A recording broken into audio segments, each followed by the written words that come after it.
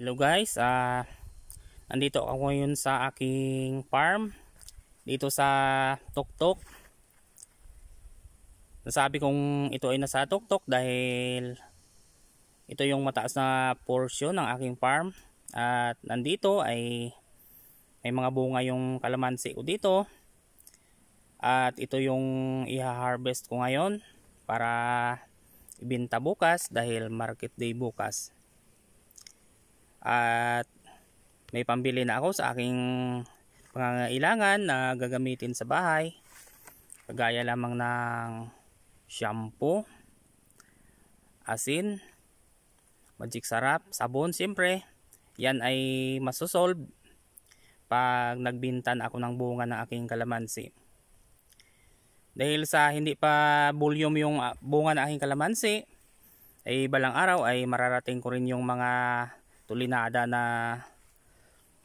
bulyuma na bunga, kasi araw-araw ay farming talaga yung inaatupag ko. Dahil sa napakainit ay nagsilong muna ako sa puno ng niyog dahil sa sobrang napakainit. At ito yung puno ng niyog na aking sinisilungan. Maganda dito kasi malilim dito at walang araw na tumatago sa ilalim.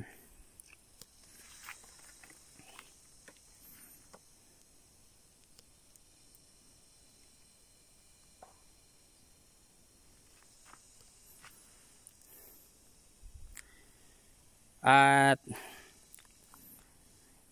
mag-harvest ako mamaya pag medyo humina na yung sikat ng araw. At yung harvestin ko ay itong mga bunga na napakarami.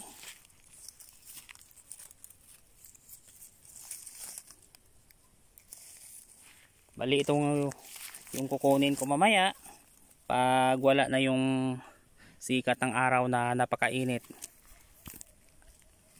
Medyo marami-rami na rin yung makukuha ko ngayon. At yung itong bunga ay ito yung pang number 3 na, pang third harvest.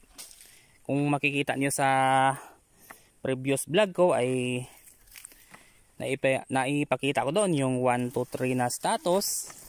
At ito na nga yung pangatlo, malaki na at pwede na ma-harvest.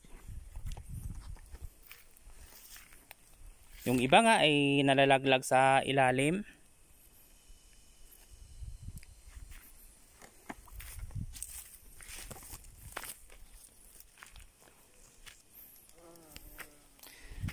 So maganda talaga yung epekto ng foliar sa kalamansi dahil napakakulay green ng bunga at saka napakakinis kagaya nito. Bali 2 beses ko pa lang ito na sprayhan ng foliar, pero okay naman po yung resulta. Yung iba nga po ay hinog na.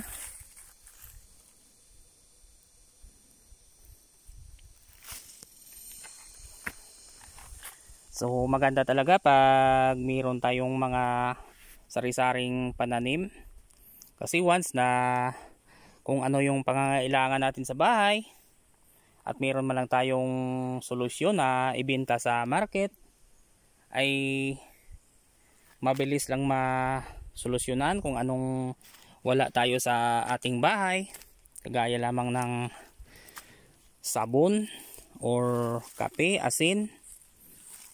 Pag mayroon tayo nito na mga pananim, ibenta lang natin sa market, ay makabili na tayo ng ating mga pangangailangan.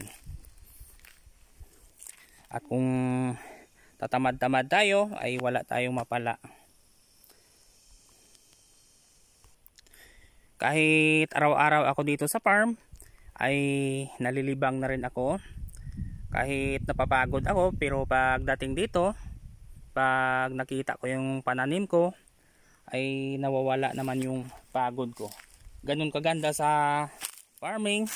Pag maganda yung ating mga pananim, ay nakakawala talaga ng pagod.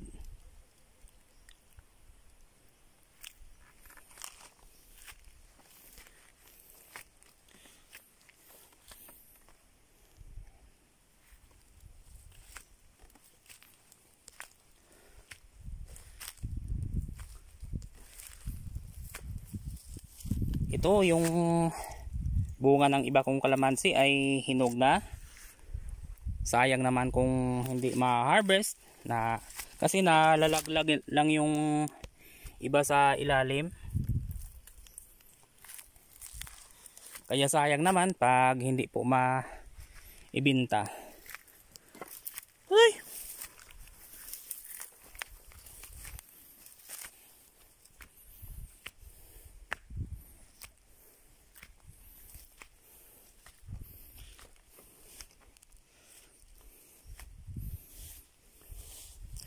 Hanggang dito ay mayroon din akong makukuha mamaya.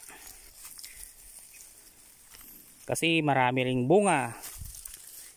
So, ganito talaga yung resulta pag alaga natin yung ating mga pananim. Pag inalagaan natin ng maigi ay bibigyan din tayo ng maraming bunga.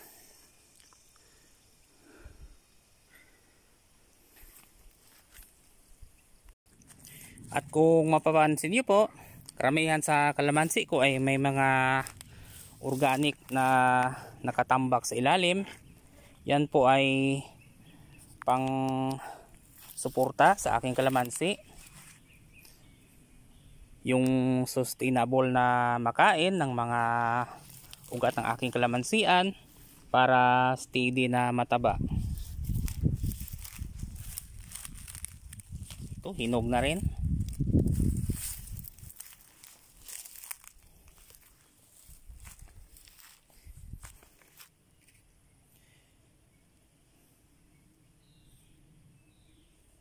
Dahil sa sobrang init ay magpapahinga muna ako sa bandang ibaba.